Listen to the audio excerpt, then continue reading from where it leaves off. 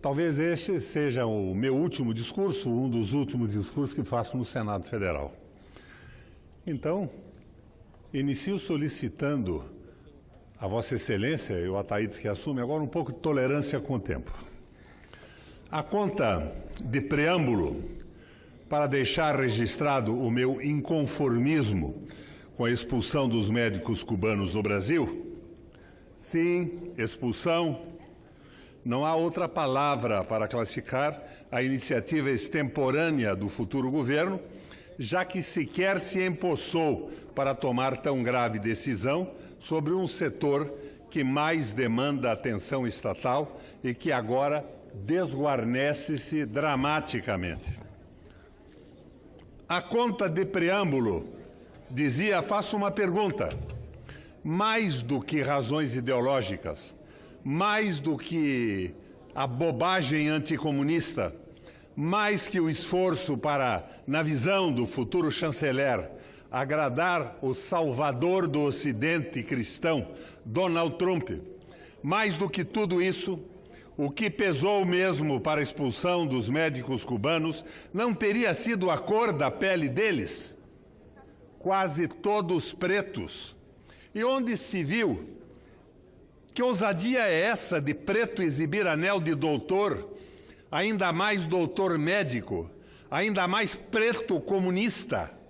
Além do que, a quem esses pretos estrangeiros atendiam aqui na Pátria Amada? A outros pretos. Ora, que desperdício! Na verdade, a expulsão dos médicos cubanos é uma paráfrase da grande meta do bolsonarismo, que é a expulsão do Brasil de todos os estrangeiros indesejáveis. E no caso, entenda-se estrangeiro, todo brasileiro que se opõe ao novo governo, às ideias do novo governo, tanto no plano dos costumes, quanto às propostas na área econômica, educacional e de política externa. A ressurreição de consignas como ame ou deixe-o, para frente Brasil, ninguém segura esse país, sob a trilha de Dom e Ravel. A mesma trilha usada nas sessões de tortura. Talvez queira criar um clima, incentivar manifestações, dar continuidade às mobilizações eleitorais via redes sociais em favor da purificação do país, libertando dos comunistas, prendendo-os ou expulsando-os. Um dos filhos do presidente eleito fez até mesmo um cálculo. Talvez seja preciso prender e expulsar, como se estrangeiros fossem, uns 100 mil desses brasileiros indesejáveis para limpar o Brasil. Na fala desse rapaz, o que mais me assustou foi uma referência que ele fez à Indonésia, como exemplo de país que criminaliza atividades comunistas. Mas sabe ele à custa do quê, senador Raupp?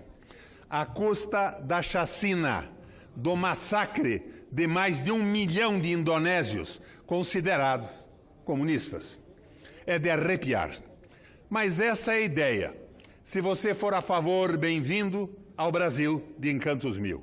Salve a seleção. Se você for oposição, você é um estrangeiro indesejável, passível de punição.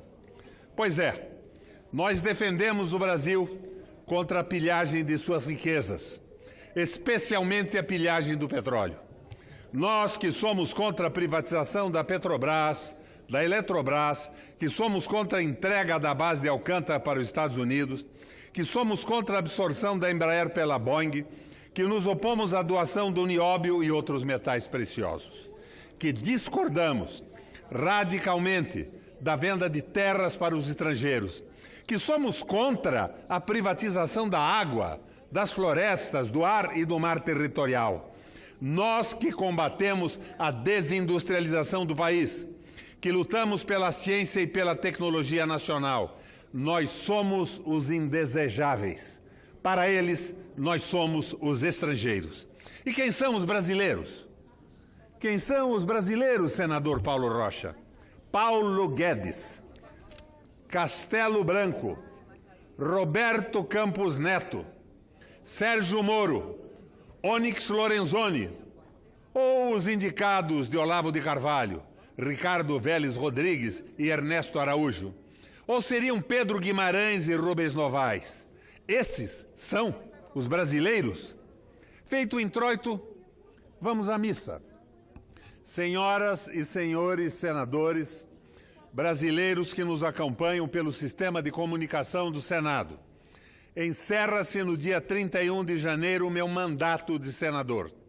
Se fizesse uma retrospectiva do que foram estes 8 anos, não encontraria nada do que me arrependesse. Cumpri com honra, dedicação e brasilidade o mandato que os paranaenses me deram.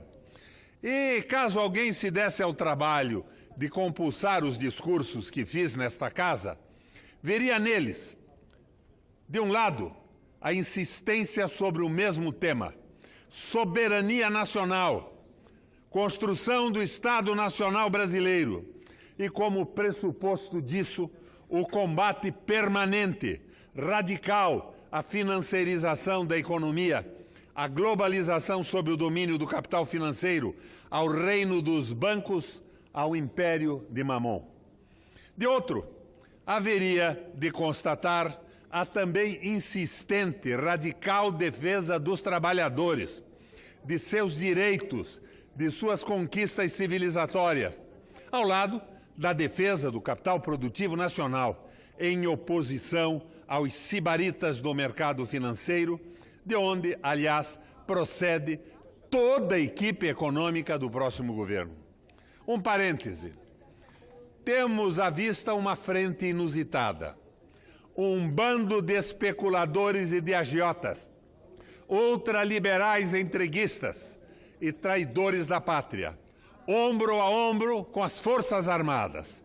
Eu até poderia estender a adesão da teologia da prosperidade de Edir Macedo, de R.R. Soares, de Malafaia, de Valdomiro Santiago, do impagável Agenor Duque e outros, ao neoliberalismo. Afinal, essas igrejas não seriam nada sem o jogo do mercado das ilusões capitalistas, sem os negócios dos milagres. Mas as Forças Armadas, aí não entendo mesmo. Fecho o parêntese. O tempo todo dizia, enquanto essa casa fartava-se de assuntos absolutamente secundários, de demandas corporativas, da cassação de direito dos trabalhadores, da redução de direitos sociais, da entrega do petróleo, da renúncia à soberania ou de arremedos de reforma política, ocupei-me daquilo que para mim deveria ser a essência de nossos mandatos.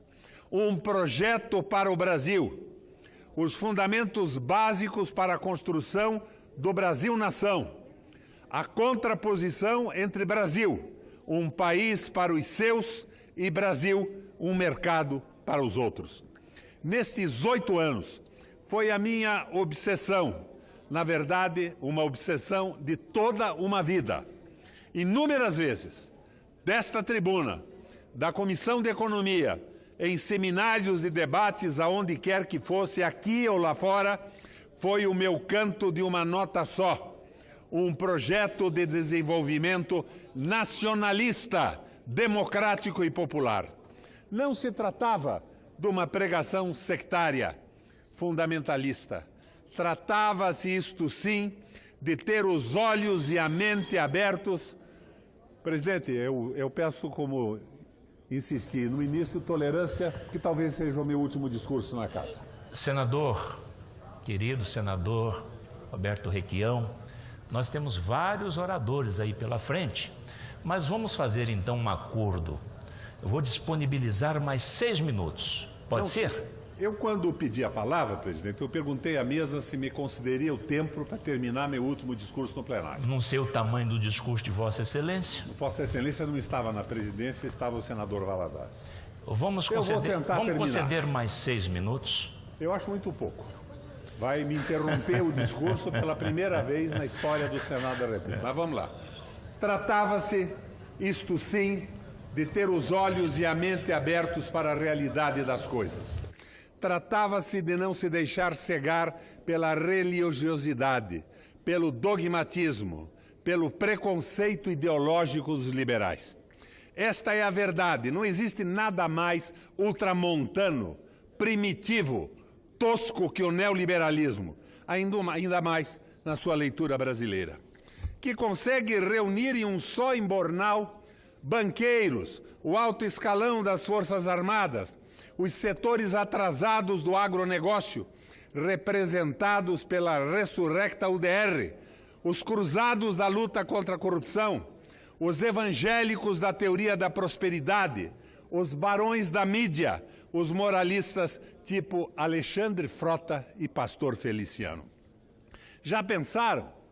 Reunidos sob o mesmo teto, Paulo Guedes, General Heleno, Edir Macedo, Olavo de Carvalho, Sérgio Moro, Joyce Asselman, Kim Kataguiri, a família Buscapé, os Setúbal, os Moreira Salles, os Trabuco, vão viver sob o mesmo teto até que a casa caia. O que teremos, como tudo indica, é um governo para o mercado, ao invés de um governo apesar do mercado. É um governo, e governo para o mercado significa necessariamente um governo antinacional, antidemocrático, antipovo e, por isso mesmo, um governo corrupto, já que a alma, a essência do neoliberalismo é venal, degenerada, ímproba. Não sabia disso, juiz Moro? Não sabia até agora? Afinal, não há ética, não há moralidade, não há cristianismo, não há espiritismo, não há judaísmo, não há islamismo, não há budismo, tomando a essência, a medula, a substância dos ensinamentos dessas religiões em um regime que não coloque o homem em sua integralidade no centro de suas ações. Basta ver o que o Paulo Guedes, cuja ignorância sobre as instituições públicas é alarmante e embaraçosa, andou dizendo sobre a necessidade de sepultar de vez as heranças da social-democracia brasileira. Deus meu, quando houve um regime social-democrata no Brasil, tomando como paradigma a social-democracia europeia? Nunca, senador Cristóvão. Ou o keynesianismo praticado por Roosevelt nos Estados Unidos nos anos 30, 40? Nunca.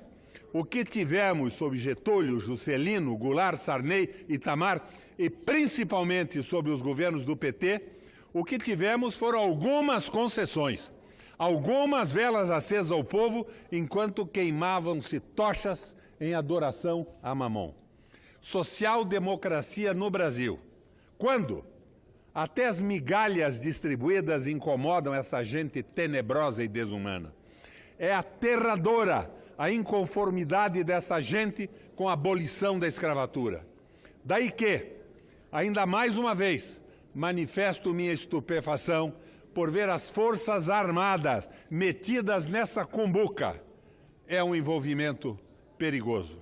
E não me venham com essa conversa mole de que são alguns militares da reserva que farão parte do chamado núcleo duro do próximo governo, e não a instituição. Balela é a instituição toda ela contaminada pela política. A política invadiu os quartéis. Ou o general Vilas Boas vai dizer, como Sérgio Moro, que os militares no governo são técnicos.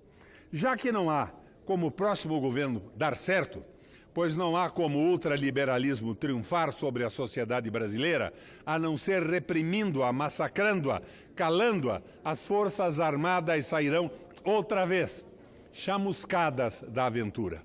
E não adianta desviar a atenção a perseguir fantasmas de 83 anos atrás.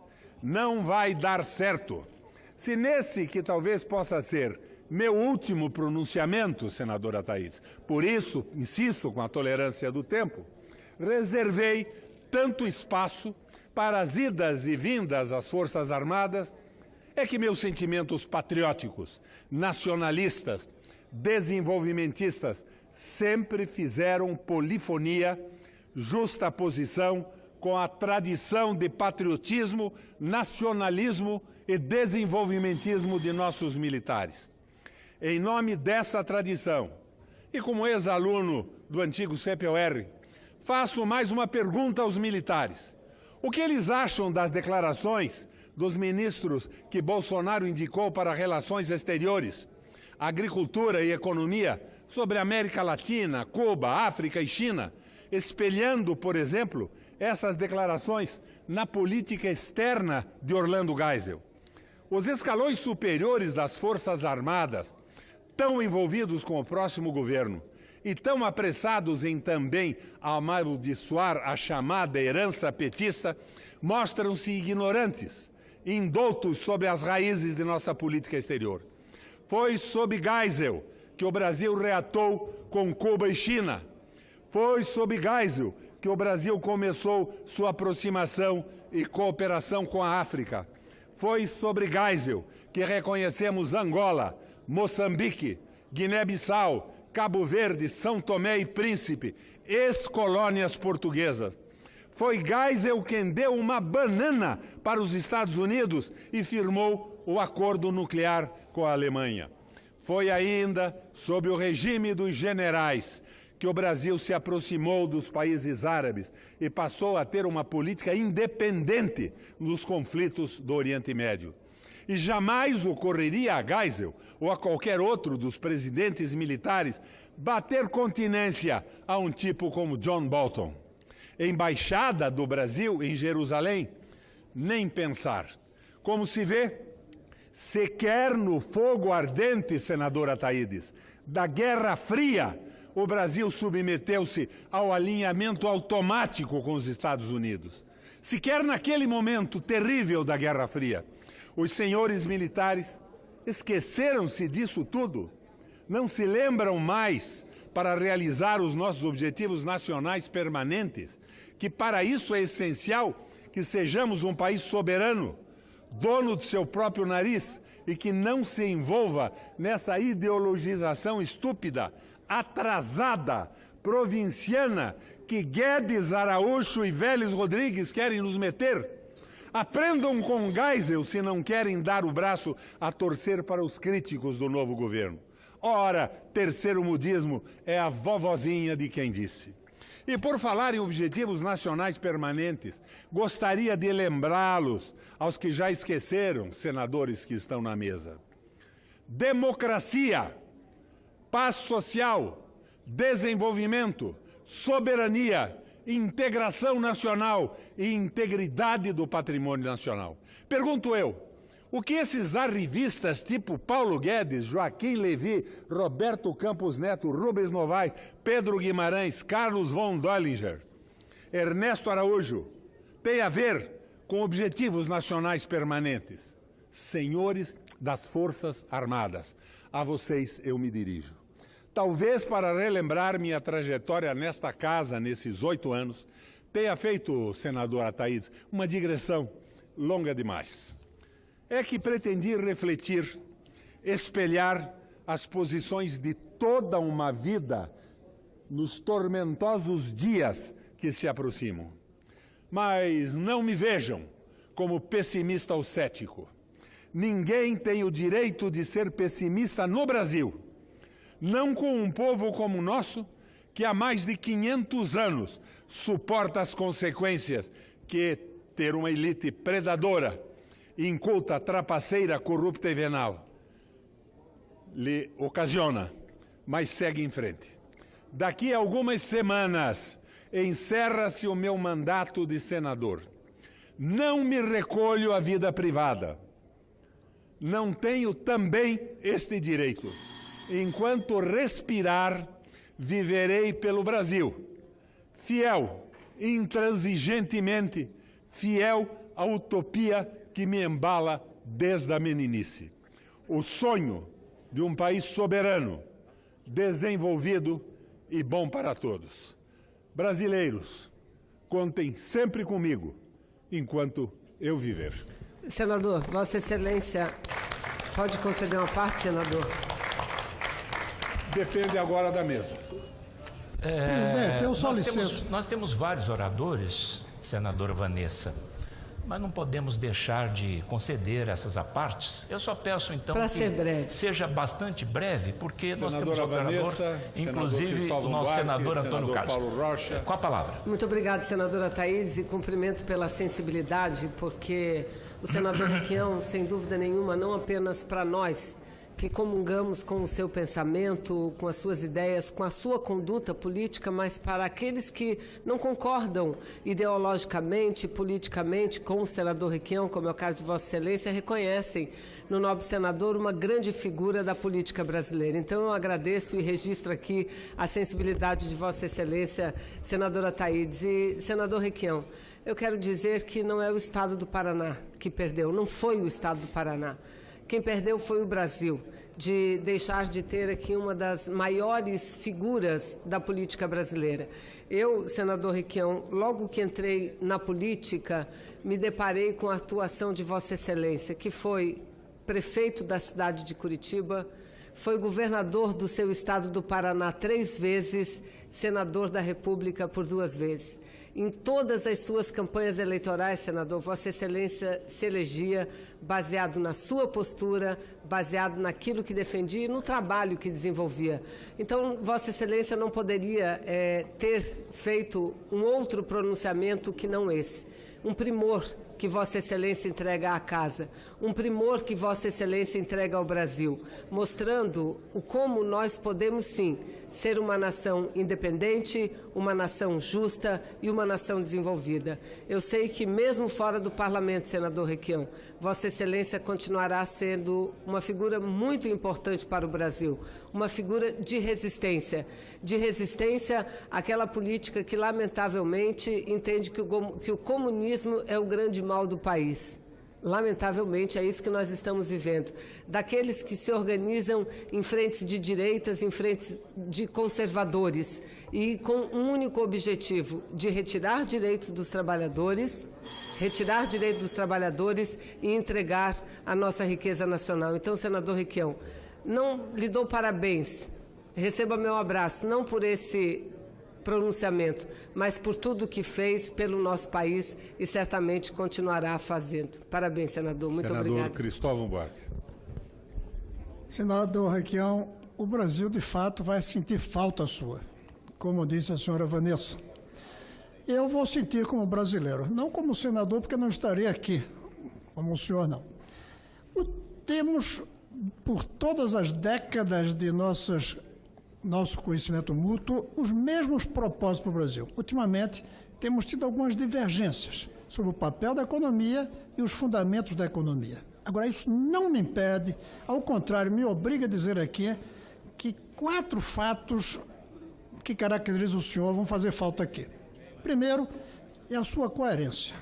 Coerência que pode-se dizer obsessiva. Segundo, é o estilo incisivo, como o senhor fala, que eu confesso talvez não tenha nenhum outro aqui que seja tão incisivo e analiticamente. De vez em quando aparece aqui um incisivo, mas de uma maneira superficial. Os seus discursos são incisivos, profundos e rigorosos. Terceiro, a experiência e o conhecimento que o senhor tem de história e dos diversos aspectos da sociedade. E, finalmente, a sua capacidade de oratória, que realmente, hoje em dia, é algo meio relaxado na maior parte dos políticos, diferentemente de algumas décadas atrás. Por essas 4 razões, e, sobretudo, pela maneira como o senhor é, seu caráter, não tenho dúvida que o senhor vai fazer muita falta aqui e vai fazer falta no debate do cenário nacional. Por isso, seu excelente discurso tem um final formidável. O senhor não desiste e nem se recolhe. Continua na luta. Felizmente, para o Brasil.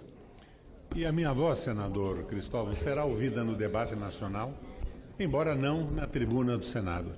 Senador, em determinado momento, quando convidamos o comandante do Exército, o general Vilas Boas, para ir à Comissão de Assuntos Exteriores do Senado, eu me entusiasmei. O general disse que o Brasil tinha sido paralisado pela Guerra Fria, mas que não podia agora, de forma alguma, ser paralisado por uma disputa geopolítica entre Estados Unidos, Rússia e China. Eu me entusiasmei. Meu Deus, o nosso exército é o mesmo. Aí está o espírito nacionalista, e ele dizia, um país do tamanho do Brasil tem que ter um projeto nacional. Mas parece que isso tudo acabou. Com prazer, concedo a palavra ao senador Paulo Rocha.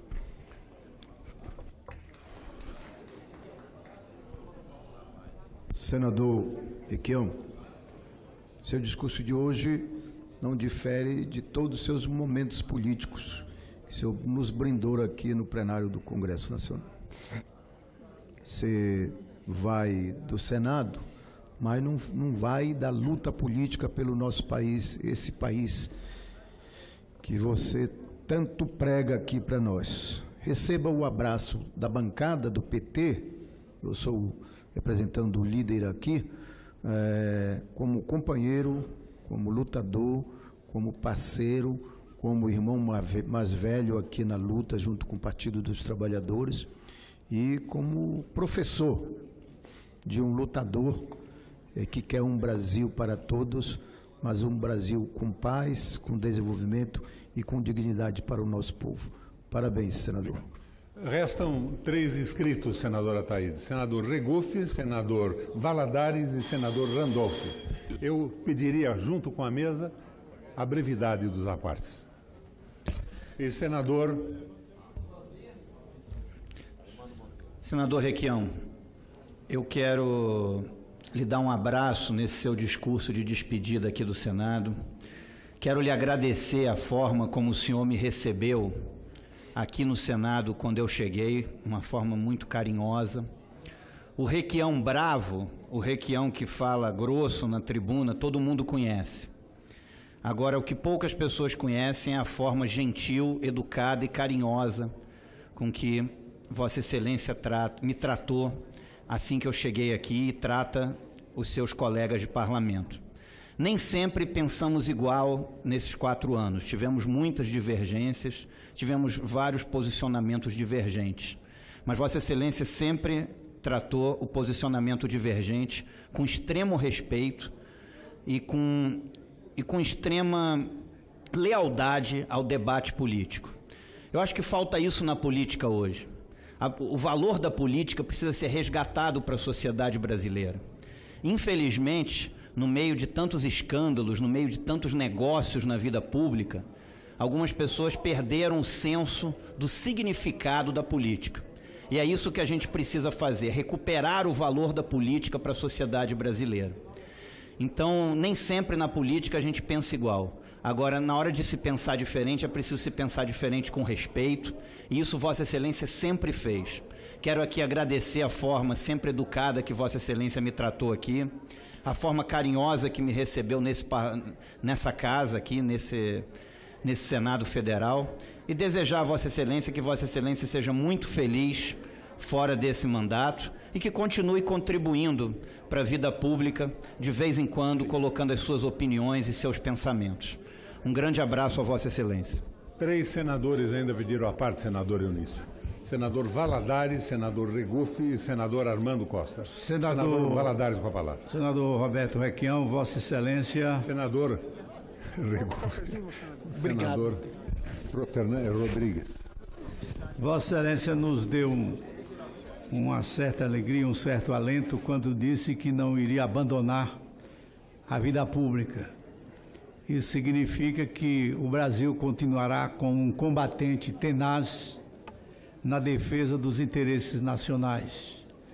Vossa Excelência que se portou nesta casa sempre com coerência, firmeza, devotamento à causa pública, sendo um exemplo de honestidade, de padrão ético, e certamente os mais jovens deverão seguir, contando-se lá no Paraná e no Brasil a sua verdadeira história. No Senado, Vossa Excelência fez um trabalho excelente não só nas comissões, como também como combatente, como eu disse, tenaz, aqui no plenário do Senado, participou de vários debates quando os temas mais importantes da nacionalidade vinham à tona. Portanto, meus parabéns, Vossa Excelência, que é meio sergipano, Divina Pastora tem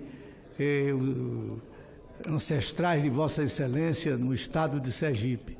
E quando eu falo sempre com o senador Roberto Requião, eu falo não apenas na condição de seu colega, de seu amigo, mas também de um semi-conterrâneo do estado de Sergipe. Vossa Excelência nasceu no Paraná, mas também tenho sangue sergipano para minha honra e alegria. Um abraço para Vossa Excelência, para Maristela, sua grande companheira de sua vida. Tenho certeza absoluta que ela está ouvindo esse pronunciamento e vendo de perto o carinho e o respeito que esse Senado tem a Vossa Excelência. Senador Randolfo Rodrigues e, finalmente, o senador Armando Costa. Randolfo agora. Senador Requião, primeiro quero registrar a falta que o senhor vai fazer neste plenário. De todos nós, ninguém tem tanta convicção na defesa de um projeto soberano, de um projeto nacional, quanto o senhor. Eu diria, senador Requião, a força de suas convicções, me permita dizer, o senhor que é jovem há mais tempo em relação a mim, mas a força das suas convicções me inspira para, mais adiante, chegar no decorrer da minha vida, tendo esta mesma firmeza de convicções. Eu tive o prazer de ser duplamente seu vizinho nesses anos, 8 anos aqui no Senado. Primeiro, na ala Tancredo Neves, melhor, na ala Teotônio Vilela. Depois, vizinho de apartamento funcional do Senado. Chegamos a ter divergências, mas em 90% nossas convicções estiveram unidas, do mesmo lado. As suas luzes de muitas de suas posições farão uma falta enorme aqui, mas eu fico alentado em saber que alguém com o tamanho que tem, Requião, já ter sido governador, já ter sido senador por 2 ou 3 mandatos, e mais importante que qualquer cargo público, a firmeza de convicções que sempre tivestes, desde a luta social, nos inspirará para continuar onde quer que você esteja, influenciando a luta política progressista desse país. Luta política com a firmeza do que você retratou ainda há pouco na tribuna do Senado. Estaremos sempre juntos em muitas outras batalhas, eu tenho certeza disso. Senador Armando Costa. Meu caro senador Roberto Requião, eu não poderia deixar de me associar a essas manifestações no momento em que Vossa Excelência se despede dessa casa. Eu tenho um grande respeito por Vossa Excelência, pela verticalidade de sua conduta, pela firmeza de suas posições, por uma trajetória muito marcada por exemplo de coerência, de dedicação e de espírito público. Todos aqui se manifestaram sublinhando eventuais divergências no entendimento de alguns temas.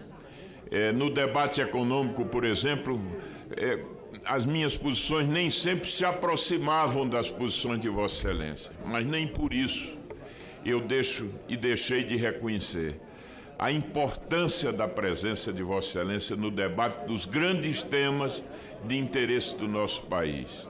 Sempre com essa marca da afirmação, do compromisso, do patriotismo e, sobretudo, do espírito público. Então, eu quero lhe dar esse abraço fraterno de um companheiro que lhe admira e que eu tenho certeza que Vossa Excelência, em qualquer que seja a circunstância, será sempre uma voz muito respeitada nesse país. Que Deus lhe dê saúde e que Vossa Excelência não se afaste do convívio aqui dos seus admiradores. Finalmente, senador Eunício, com a sua tolerância, o senador Garibaldi Alves. Senador Roberto Requião, eu queria deixar aqui patente também a minha admiração por Vossa Excelência e dizer que começamos juntos praticamente, numa mesma circunstância. O Brasil vivia a sua experiência autoritária e nós nos elegemos, depois de 20 anos de prefeito nomeados, nós nos elegemos prefeito. Vossa Excelência foi eleito prefeito de Curitiba e eu fui eleito prefeito de Natal. E a partir daí, Vossa Excelência foi governador do estado, eu também tive a honra de ser governador.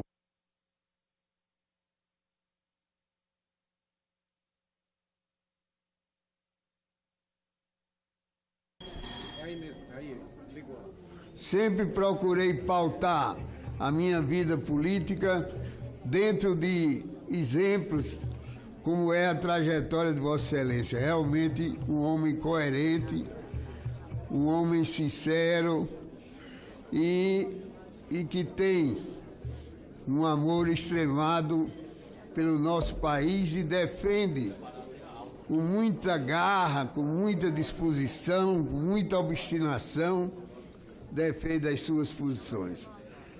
Sei que o Senado vai perder muito com a ausência de Vossa Excelência, mas o Senado vai perder muito menos também, que eu também vou deixar o Senado. Um abraço. Senador Garibaldi, lembro bem da época em que éramos prefeitos e nunca esqueci o belíssimo programa de saneamento e produção de água tratada feito em Natal por Vossa Excelência. Foi um exemplo e um estímulo para mim como prefeito de Curitiba. Presidente, obrigado pela tolerância com o tempo.